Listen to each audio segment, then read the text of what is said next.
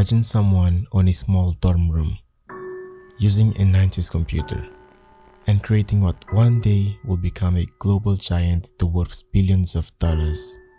Yeah, I always think that you should start with the problem that you're trying to solve in the world and not start with deciding that you want to build a company, right? I mean, the best companies that get built are things that are trying to drive some kind of social change, even if it's just local in one place.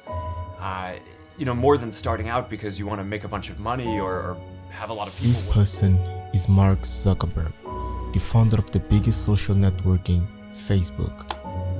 And in this video, we're going to dive into part of the biggest throwdowns faced by the Facebook and how an idea became a global giant. Come along in this journey and maybe you can get some insights to apply to your own ideas, business or career.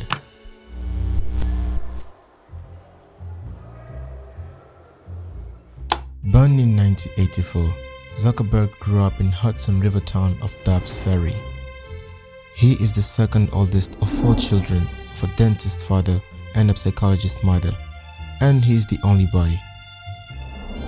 Unlike other billionaires such as Larry Ellison, Mark was born into a well-educated family. His interest for computer programming started at a very early age, and because of that, his parents decided to get him a programming teacher. He was still in high school at the time, and with the age of 12, he created a messaging program he named ENGAGMENT. He used the app as an inter-office communication system for his father's dental practice. But things didn't stop there. Of course they didn't. Zuckerberg came on with many other softwares after that one. One of them he built with his friend Adam D'Angelo. The software was called Synapse. Synapse was a software that tracked what type of music people like, so it could suggest more. This software drove so much attention that global giant Microsoft offered Zuckerberg $1 million and an opportunity to work at Microsoft before going to college. But despite that offer, Zuckerberg declined it and chose to attend to Harvard. This is probably the biggest or at least most important chapter of Zuckerberg's life and journey towards becoming a global giant. So, Harvard is one of the best universities in the world. It is located on the US, Cambridge, Massachusetts. As it is one of the most prestigious universities in the world, the level of difficulty for admission is very high, reason why a lot of brilliant minds failed in the attempt. Just to give you an idea, this university is responsible for the academic training of figures such as Barack Obama, George W. Bush, Bill Gates, and thousands of others. Zuckerberg arrived at his dorm room in Harvard's Kirkland's house in September 2003, dragging an 8-foot-long white bird, and that white bird was his brain represented in physical form. He would write there all of the ideas that came into his mind, and most of them were for new services on the internet. And right in his first week, Zuck, as he was called, invented a software called Facemash, something he did just for fun. The idea was to help students pick up classes based on who else was taking them. It was as if Zuckerberg was burned with his idea of linking people through things. Hundreds of students rapidly started using Facemash. Zuckerberg's roommate was Chris Hughes, a guy with interest for public policy. Let us cut the story. Zuckerberg's friends were Hughes, his roommate, Moskovitz, the guy from the other bedroom, and his roommate Billy Elson. They had very tiny rooms. There wasn't that much space to put anything, reason why the 8-foot-long whiteboard was fixed in the main hall wall. At their time, the internet was a perennial theme, says David Kirkpatrick, author of the book The Facebook Effect, which is where this video comes from. Well, at least most part of the video script. Both Moskovitz and Billy Elson had zero interest in computer programming, but as Zuckerberg came across with his projects, they kinda developed the interest. After a time, they were asking questions about what did and didn't make sense online, what would and would not make sense online, and what might or might not happen as the internet continued its growth into every sphere of modern life. And thanks to these questions, now we have the Facebook as we have this perfect platform with plenty lot of resources available. A journal Zuckerberg kept at the Harvard Time suggests he decided to create Facemash because he was upset with a girl. and for some reason he posted along with the software. He was creating the software in order to keep his mind out of her. Now, here's what it was all about. After getting upset about a girl, his idea was to create a Facemash app for comparing people photos with farm animals. But Billy Olson came with the idea of comparing people to other people. But where did he find those photos? Well, the photos for the Facemash software came from a called Facebook, a physical repository of photos of the Harvard students taken the day students arrived for orientation. So Zuckerberg found a way of getting digital versions from 9 of Harvard's 12 houses where they kept these Facebooks. Facemash started running on November 2 afternoon.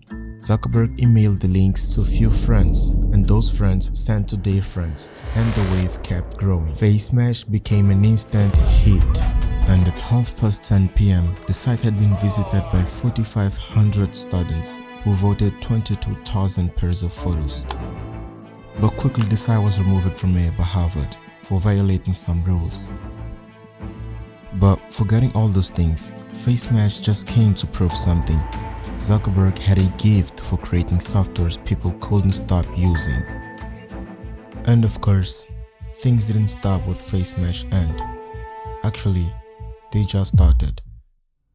If you have watched the movie The Social Network, a movie that basically tells the story of Facebook, you probably remember the Winklevoss brothers. The Winklevoss brothers, together with a friend, had this idea of building a website for dating and socializing. They will call it Harvard Connection, but they had a problem. They didn't know anything about programming.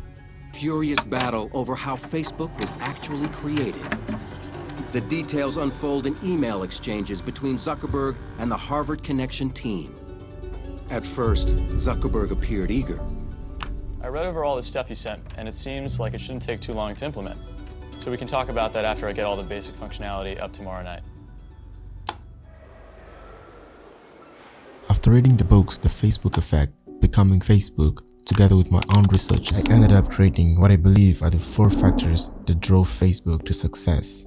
And in the first reason, I found the power of a decision. You know, people decide often that they want to start a company before they even decide what they want to do. And that just feels really backwards to me. And you know, for anyone who's had the experience of actually building a company, you know that you go through some really hard things along the way. And I think part of what gets you through that is believing in what you're doing and knowing that what you're doing is really delivering a lot of value for people. And that's, I think, how the best companies end up getting made. Between 2004 and 2007, a wave of companies trying to acquire Facebook had chased Zuckerberg. We're talking big giants like Friendster, Google, The Washington Post, Viacom, MySpace, News Corp, Viacom again, NBC, Viacom for the 3rd time, Yahoo, AOL, Yahoo again, Google again, Microsoft. These companies tried in several ways to acquire Facebook in one way or another. Trying to get Facebook out of Google's hands, Microsoft even tried to acquire a small stake on Facebook for a valuation of $15 billion. Therefore, Microsoft will have the option every 6 months to buy an additional 5% of Facebook, meaning it will take 5 to 7 years for Microsoft to fully control Facebook, which of course didn't happen. Zuckerberg was decided to take care of Facebook by his own. And with a decade of Facebook success behind us, we can recognize Zuckerberg as a prescient. It is as if he knew exactly what he was doing and what would be the result of it. Number 2 is the advertising. Well, if so, how do you sustain a business model in which users don't pay for your service? Senator, we run ads. I see. Launched toward the end of 2006, the new Facebook feature, Newsfeed, was like a personalized daily newspaper, a place where you could see the things and people that really matter to you. And adding with the brilliant algorithm, which reduced the average of hundreds of information generated by our connections down to only the ones that it estimated that matter most and we're likely to feel connected with. Now, Facebook Newsfeed may even have started as just a new feature, but later on the end of 2010, it was on its way to become the greatest media ever. There's an endless story that occurred when trying to decide whether or not the newsfeed was great for ads. I mean, how could the company even think about combining content that people had chosen because they like or identify with ads? But that story will take an entire video. So fact is, the newsfeed became the very perfect place companies could advertise their products or service for a very perfect group of people. And not just that, Facebook ads are available for either big companies like Coca-Cola, so you, a single person, and that just adds a lot of value to Facebook. And in third position, we have the competition. I'm sure you all have already noticed that Zuckerberg thinks a little bit ahead of time. Back on 2012, Zuckerberg was already thinking way ahead of Facebook's mission than anyone else around, and that started with a kind unknown photo sharing app that had a mere 10 million users on the fall of 2011. That app was Instagram, built by Kevin Systrom. Now, if you want to understand more about Kevin Systrom and Instagram's story, I would really recommend this video by James Jani. It's a very nice video. Within 24 hours of launch, it had grown to 25,000 users. 3 months later, it had 1 million users. And a year after its launch, it had 10 million users. Zuckerberg knew that type of momentum. Therefore, he more than anyone was paying very close attention to Systrom. Acquisition story in a nutshell. On a Friday, Zuckerberg invited Systrom to his house and offered him $1 billion acquisition for Instagram. Instagram quickly became the king, with celebrities like Cristiano Ronaldo, Beyoncé joining and bringing with them millions of users. In 2014, according to the book Becoming Facebook, Facebook decided to buy a brand new global messaging app that was conquering the market. And that was WhatsApp, agreeing to join Facebook for a Goliathic $22 billion acquisition. A month later, Facebook bought the VR company Oculus for $2 billion. For me, the essence of virtual and augmented reality is that you need to have a technology that delivers this feeling of presence, right? The sense that you're actually right there with another person and all the different sensations that come with that normally, right? Not just seeing someone on a screen, but having the spatial audio, so it sounds like if someone's standing over there, the audio is coming from there. Story says that Zuckerberg also tried to acquire Snapchat, which was 2 times declined by its CEO, who denied $3 billion attempt. As you might have already noticed, Facebook's strategy is basically about monopolizing the market. If Zuckerberg can't acquire a company that is competing with them, then they just imitate it, copying the idea from the competitor and adding the competitor feature to their platforms. That Snapchat story feature being copied by Facebook and adding to all their platforms. Therefore, you don't need to migrate to Snapchat. That's Instagram launching IGTV after failing to acquire YouTube. And then we have the fourth factor, which is very important, and that is employee engagement. But I think when stuff is working well, you're learning incrementally and growing that way. Hiring is not the most important part for any company, but keeping them best employees you already have for as long as you can is the most important part, because they will be familiar with what you're doing and how you're doing it. Their knowledge and learnings are the hardest to transition or replace. Now, Facebook's strategy for employee engagement is based on 2 key points. Number 1 is motivating by focusing on strengths, not fixing on weakness. Number 2 is finding the right fit, not just the next rank. According to a study run in the year of 2015, Facebook employees were both the most satisfied with a percentage of 96% and the least stressed at 44% of the top giant technology companies. Then there was Google with less than 90% and Apple with barely more than 70%. Fact is, the degree of engagement people have with their companies and their work affects their contribution and intent to stay in the company. But now, let's get into you. You're probably in university now, looking for a degree so you can get a job, so you can get what you really want, money. Or perhaps you're already working on a job and dream about one day being rich, traveling the world, buying luxury stuff, sport cars, Rolex, Versace, Gucci, a big house. But here's the truth, you won't. What is it that you think about doing to get such money?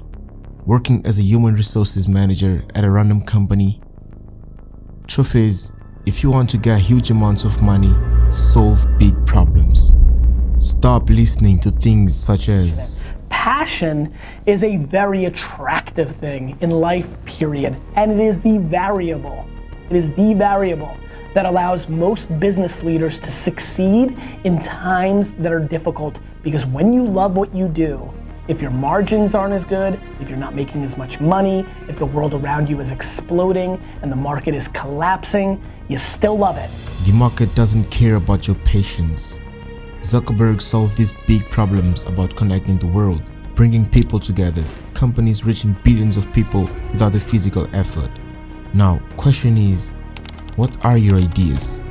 What problems are they solving? What value do they offer to people? Is it a future, a product, a company, or a mission?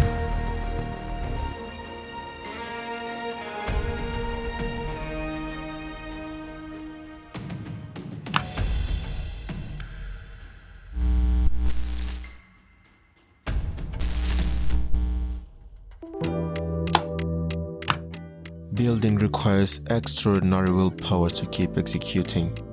You can absolutely be the owner of a very important product, feature, company, or mission if you are really decided to and focus all of your willpower and thread towards it. Thanks a lot for watching this video till the end. And if you really enjoyed it, give it a thumbs up, it really helps me. There's still much more great content on the way, so make sure you don't miss it by subscribing to the channel and turning on the bell so you can be the first to know when it arrives. Special thanks to Roy Jr. This video really wouldn't be possible without you. Make sure to check his YouTube account, he makes some really nice videos. And with that being said, wish you a really great day and I'll see you in one of these videos.